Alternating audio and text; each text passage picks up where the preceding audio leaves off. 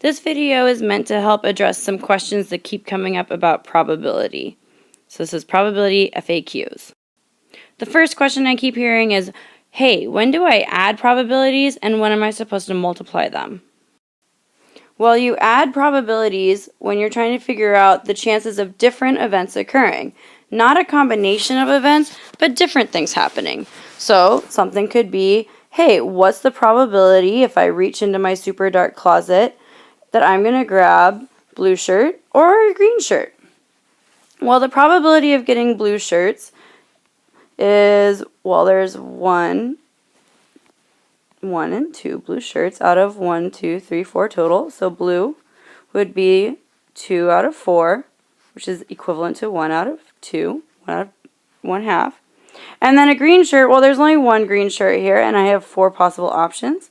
So that's 1 out of 4. And if I want to know if I can get blue or green, I'm just going to add them. 1 half plus 1/4. As you can see, the answer is going to be 1, 2, 3 out of 1, 2, 3, 4 total. But just to prove that addition is the right operation here, we'll finish our addition problem. I need to turn this back into 2/4 so I have common denominators, and my answer is 3/4. If I wanted to find out if I could get a black piece of clothing or a gray piece of clothing, I would look at, well, I have 2 black pieces of clothing out of 7 possible. So that would be 2 7s. And then, or gray. And I have 1 piece of gray clothing out of 7 possibilities. So that would be 3 out of 7. There are different things that are happening, so I'm adding the probabilities together. If I want to find combinations of items of both pants and shirts, that's when I would choose to multiply. So that's when we would use a combination. We would use a probability grid to find the different combinations, or you would multiply. The probability grid represents area multiplication. So if I wanted to find the probability of getting a blue shirt and blue pants, I would multiply. So I can either count it up, I can draw the grid, and I can look, okay, well, I have blue shirt and blue pants 2 times out of 3 times 4 out of 12 total outcomes, which would be 1 out of 6 probability. I can also do multiplication. Remember, I have 2/4 of those shirts are blue. So I'm going to have 2 out of 4 possibilities are blue. I'm going to simplify that already to be 1 half. And I can multiply that by the other option I'm looking for, which is blue pants. And that is 1 out of 3, 1/3. 1 half times 1/3, multiplying across, 1 times 1 is 1, 2 times 3 is 6. They match. Whether I draw the grid right here and I count them up, or I do multiplication with the combinations, I get the same answer. So when we're going to multiply is going to when we want to find combinations of events occurring. The key word for multiplying in probabilities and probabilities only is the word and.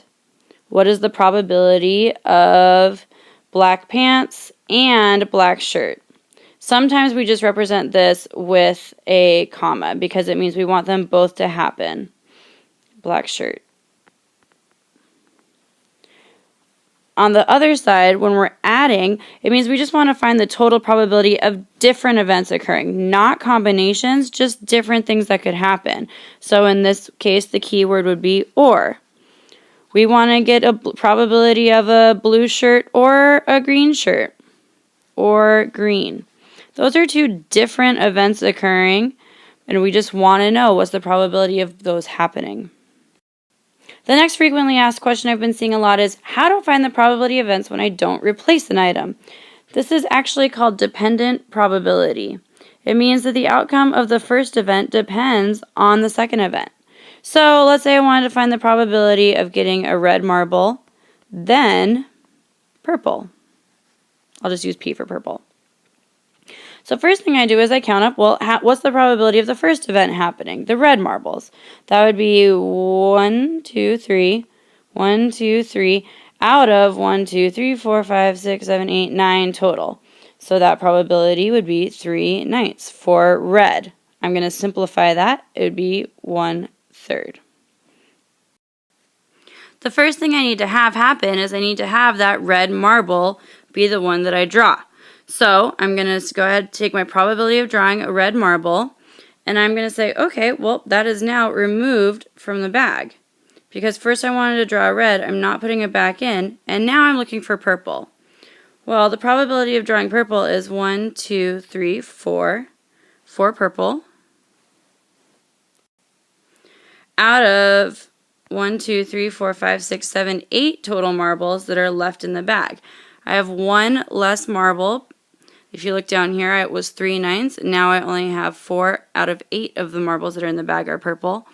And I'm still going to multiply them because it is a combination problem.